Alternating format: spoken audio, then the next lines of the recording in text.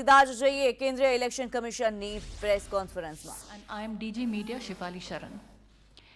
I would request Chief Election Commissioner Shri Rajiv Kumar to kindly give his opening statement, after which the floor would be open for your questions. I would request you to ask your questions subsequently, one by one, after introducing your name and the name of your media organization that you represent. Kindly ensure your mobile phones are on silent mode throughout the conference and there's no disturbance to camera persons in between. Sir, please. Thank you, Shefali ji. My esteemed colleague, Honorable Election Commissioner Shri Anup Chand Pandey ji, senior officials from the Election Commission on the dais, and friends from media who have gathered here today, and also those who are connected with us virtually. We meet today for a press conference that most of you have been awaiting and have also been guessing since morning also. October is a month with many festivals, and we are adding one more festival, that is the festival of democracy, to this month of October. अक्टूबर के इस त्योहार के माहौल में लोकतंत्र के त्योहार को भी हम लोग जोड़ रहे हैं इलेक्शन कमीशन की तरफ से, जिसमें 18 साल से लेके 100 वर्ष तक के बुजुर्ग मतदाताओं का एक बहुत ही बहुरंगी इंद्रधनुष है. It's a fantastic rainbow of the voters ranging from 18 years to 100 plus, and we'll focus a bit on this rainbow. I would explain in the detail about this, but in the meantime, to move forward, the elections, when we conduct, we have three broad objectives. First is the elections have to be free, fair, inclusive, accessible, and inducement free. And the second major vertical is the voter, that the voting experience should be very, very comfortable. And thirdly, the maximum voter participation, especially of the young voters, urban voters, PWDs, and senior citizens. These four categories we intend to focus more, which I'll explain.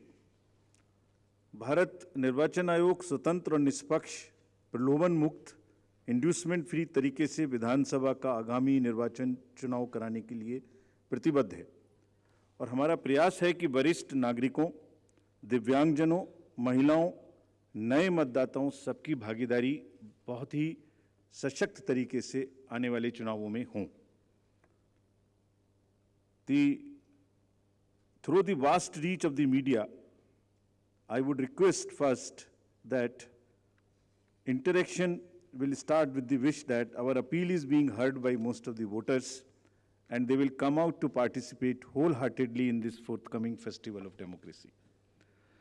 Before going into the mode of the elections, we have an extensive process of consultation. And the magnitude and scale of our elections is really awe-inspiring, as you all know. For the last few months, our entire team, which you are seeing here, has been working on organizing these elections, ranging from the electoral rolls to the management of logistics to various things which we will explain. Periodic reviews were done by them. The commission also went to the states where the elections are due, and we had detailed meetings with the DOs, with the SPs, and with all the enforcement agencies, chief secretaries, DGs, and everyone who is involved in either conduct of elections or in the enforcement side of this. We also simultaneously discussed the COVID situation, as it has been bothering in the last 2 rounds of elections. We had a detailed discussion with the Health Secretary, Union Health Secretary, and also with the Chief Secretaries and DGs of the concerned states, Health Secretaries. It doesn't seem to be that much of a concern now, but still, the states have been advised that they will continue to follow the 5-fold strategy of test, track, treat, vaccinate, and follow the appropriate behavior.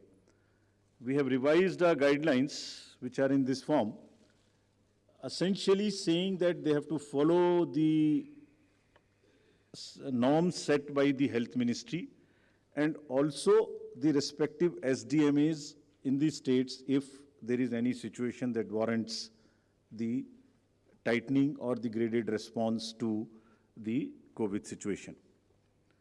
Friends, the first and foremost thing in conducting an election is the electoral roll.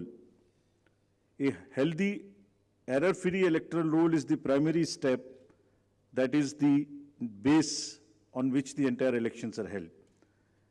And the special summary revision has just happened. The electoral rolls have been published in the concerned states. And during this exercise, the Commission has laid a special emphasis on registration of new age voters, women, transgenders, and persons with disabilities. In order to ensure a clean electoral roll, the photographically similar entries, PSCs, and demographically similar entries have been found through the use of software and field verification. They were circulated to all the DOs and also to the respective BLOs to do a field verification of those who are found to be in the demographically similar entries or the photo-similar entries.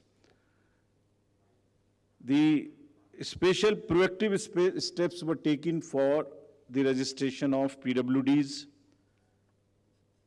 old age, and also the third gender. In this, we took help of the welfare departments, respective departments. For example, the welfare department, whenever the question of the registration of PWDs came. So whomsoever they were giving scholarship, we just cross-checked that they are our voters. To address the issue of urban apathy, we found that there is generally an urban apathy. If I can give you an example, in the 2019 elections, general elections, and if we list all the, say, 7-8 districts where the voting has been least, 4 of them happen to be the metropolitan cities. It's all in our statistics book, which we have published. I am not naming them here, but we are focusing on the urban apathy very, very seriously.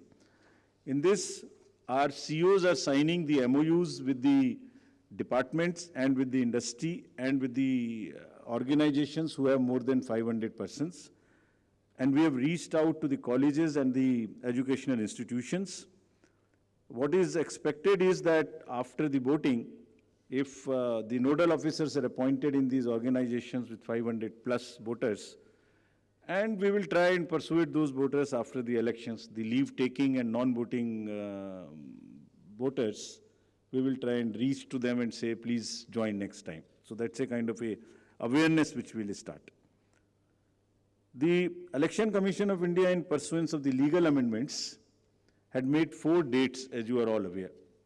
And this, by virtue of this, there is now every quarter, first of the every quarter, one can apply for the registration.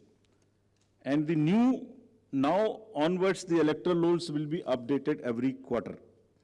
और निर्वाचन आयोग की इस पहल पर कानून में जो बदलाव किए गए, जिसके कारण 4 डेट्स में संभव है, और अब पोल गोइंग स्टेट्स में नामांकन के दिन तक भी अभी मतदाता में सूची में नाम जुड़वाया जा सकता है. तो इसमें ये भी आपके माध्यम से अनुरोध है कि अगर इतनी मेहनत करके नए वोटर्स को जोड़ने के लिए कमीशन ने और फील्ड स्टाफ ने मेहनत की है, तो उनको भी आगे बढ़ के वोट देने आना चाहिए.